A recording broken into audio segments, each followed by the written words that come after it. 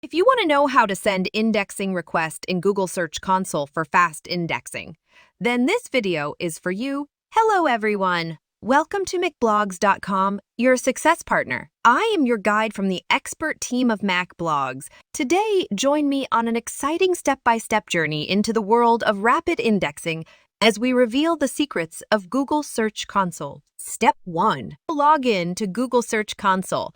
Select your website. Step 2. Click URL inspection. Step 3. In the bar, enter the URL of the page you want to index quickly. Then hit enter. Step 4. Google will process the request and you'll see information about the URL's indexing status. Next, click on Request Indexing. You'll receive a confirmation message that your request has been received. Remember, it might take some time for Google to crawl and index your page, depending on various factors like your site's authority and the frequency of updates. And that's it. You've just learned how to send indexing requests in Google Search Console for fast indexing.